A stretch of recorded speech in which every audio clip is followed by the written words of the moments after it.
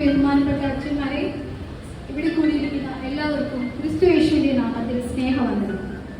ലോകമെമ്പാടും mothers day ആഘോഷിക്കുന്ന ഈ അവസരത്തിൽ എല്ലാ അമ്മമാർക്കും മദേഴ്സ് ഡേയുടെ ആശംസകൾ നേർന്നുകൊള്ളുന്നു. ഈ വേദിയിൽ അല്പസമയം നിങ്ങളോടൊപ്പം പങ്കിടാൻ ലഭിച്ചിരിക്കുന്ന വിഷയം മദർ തെരേസയെ കുറിച്ചാണ്.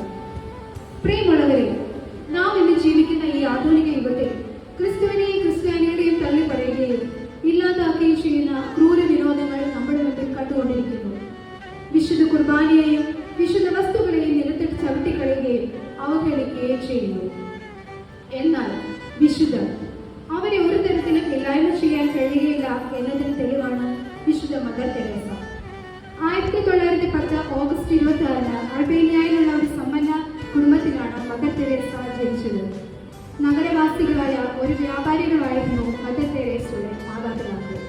തനിക്ക് 7 വയസ്സുള്ളപ്പോൾ പിതാവിനെ നഷ്ടപ്പെട്ട ആഗ്നസ് എന്ന ചെറുബാലിക ദൈവവിശ്വാസത്തിലും അർപ്പണബോധമുള്ള മാതാവിന്റെ ശിക്ഷണത്തിലുമാണ് വളർന്നു വന്നത്. മദർ തെരേസ തന്റെ അമ്മയെക്കുറിച്ച് പറയുന്നത് ഇപ്രകാരമാണ്: എന്റെ അമ്മ എന്നെ ഈശ്വരനെ സ്നേഹിക്കാൻ പഠിപ്പിച്ചു, അയൽക്കാരെ സ്നേഹിക്കാൻ പഠിപ്പിച്ചു.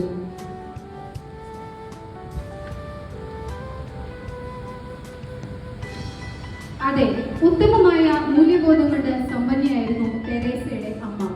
പിതാവിന്റെ വേർപാടിൽ ദുഃഖിതരായിരുന്ന അമ്മയ്ക്കും ഈ 3 കുഞ്ഞുങ്ങൾക്കും അവരുടെ ഇടവക ദേവാലയമായിരുന്നു ഏക ആശ്രയം.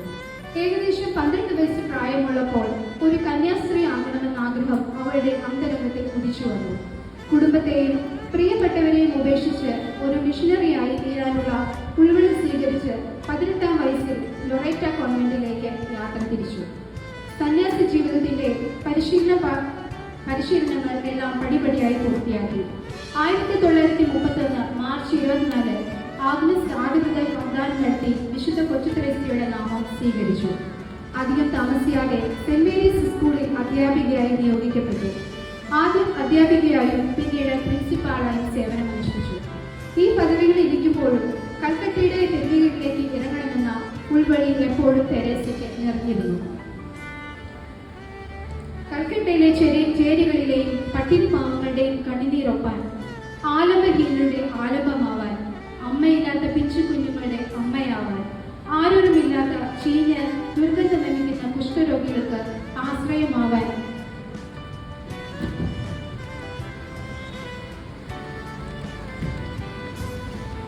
ദൈവം നിയോഗിച്ച മദർ ഒരു കാവൽ മാലാഖയായിരുന്നു. ജീവിച്ചിരിക്കുമ്പോൾ തന്നെ വിശുദ്ധ എന്ന് വിളിച്ച് പാദങ്ങളിൽ നമസ്കരിച്ചു. ദൈവത്തിന്റെ സാർവത്രിക സ്നേഹത്തിന്റെ അഗ്നിജ്വാലകൾ മദറിൽ തെളിഞ്ഞു നിന്നു. ക്രിസ്തുവിന്റെ മുറുകെ പിടിച്ച് നവചൈതന്യത്തിന്റെ വിളക്കുകൾ കെടാതെ മറ്റുള്ളവരിലേക്ക് അത് പകർത്തിക്കൊണ്ട് അമ്മ മറ്റുള്ളവർക്ക് മാതൃകയായി. മിഷണറീസ് ഓഫ് ചാരിറ്റി എന്ന കാത്തോലിക്ക സന്യാസി സഭ സ്ഥാപിച്ച് കൊൽക്കത്തയിലെ പാവപ്പെട്ടവരുടെ അമ്മയായി മദർ തെരേസയ്ക്ക് 1979 സമാധാനത്തിനുള്ള നോബൽ പുരസ്കാരം നൽകപ്പെട്ടു. ഭാരത സർക്കാർ പത്മശ്രീയും ഭാരതരത്നവും നൽകി ആദരിച്ചു. 2016 സെപ്റ്റംബർ 4 മദർ തെരേസയെ ഫ്രാൻസിസ് മാർപ്പാപ്പ വിശുദ്ധയായി പ്രഖ്യാപിച്ചു. പാവങ്ങളുടെ അമ്മയായ വിശുദ്ധ മദർ തെരേസ നമ്മുടെ ജീവിതത്തിനും വഴികാട്ടിയാവട്ടെ എന്ന് പ്രാർത്ഥിക്കുന്നു. നമുക്കെല്ലാവർക്കും വലിയ കാര്യങ്ങൾ ചെയ്യാൻ കഴിയുകയില്ല, പക്ഷേ ചെറിയ കാര്യങ്ങൾ വലിയ സ്നേഹത്തോടെ ചെയ്യാൻ കഴിയും. അമ്മയുടെ വാക്കുകൾ നമുക്ക് മുറുകെ പിടിക്കാം. എല്ലാ അമ്മമാർക്കും മദേഴ്സ് ഡേയുടെ 1000 ആശംസകൾ നേർന്നുകൊണ്ട് ഞാൻ എൻ്റെ വാക്കുകൾ സമ്മതിക്കുന്നു. നന്ദി, നമസ്കാരം. My mother has taught me to love Jesus. My mother has taught me to love Jesus. My mother has taught me to love Jesus. My mother has taught me to love Jesus. You follow what I say? My mother has taught me to love Jesus. യേശു ക്രിസ്തുവിൽ നിന്ന് നമ്മുടെ കുഞ്ഞുങ്ങൾ ആരെങ്കിലും മാറിപ്പോയിട്ടുണ്ടെങ്കിൽ it is the great mistake of the mothers of this parish. ഞാൻ വളരെ കൃത്യമായിട്ട് പറയുന്നു. ഞാൻ എപ്പോഴും പറയാറുണ്ട്, ഇവിടുത്തെ കുട്ടികൾ ഇവിടെ താഴെ ഇരിക്കണമെന്ന്, ഇവിടെ തന്നെ ഇരിക്കണമെന്ന്. ആൾക്കാർ പോയി ഇരിക്കാനല്ല പറഞ്ഞത്, അവിടെ ഇരിക്കുന്ന മിസ്റ്റേക്കാണെന്നല്ല പറഞ്ഞത്. അവരിത് നോക്കി ഇത് കണ്ട് ചെല്ലണം. അമ്മ നോക്കണം കൊച്ചിവിടെ ഇരിപ്പുണ്ടോ എന്ന്. It is your mistake, it's not their mistake. Right? കുട്ടികളെ പ്രത്യേകം ശ്രദ്ധിക്കുക. മദർ തെരേസായുടെ കാതിൽ കൊള്ളുന്ന, ഹൃദയത്തിൽ സ്പർശിക്കുന്ന മെസ്സേജാണ് my mother has taught me to love Jesus. യേശുവിനെ സ്നേഹിക്കുവാൻ എൻ്റെ അമ്മ എന്നെ പഠിപ്പിച്ചു.